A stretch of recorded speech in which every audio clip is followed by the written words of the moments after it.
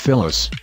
In this issue you will see two trucks of the 60s Skoda 706 and KAZ 608 Kolkhida. The production of the Skoda 706R truck was launched in the early 50s. The car received a diesel engine with 6 cylinders. From the features we can distinguish the pre-chamber mixture formation.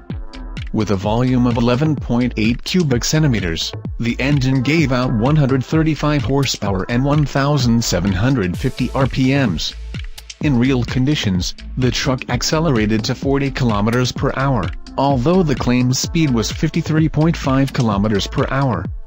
Now it is hard to believe that such a compact machine could consume 30 liters of fuel per 100 kilometers.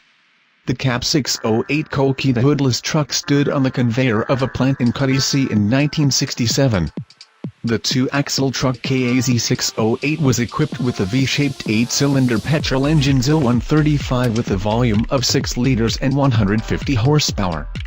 The ZIL borrowed both the gearbox and the axles of the vehicle. The truck was designed to tow a semi-trailer with a full weight of up to 15.5 tons, but only in flat terrain and on well-paved roads.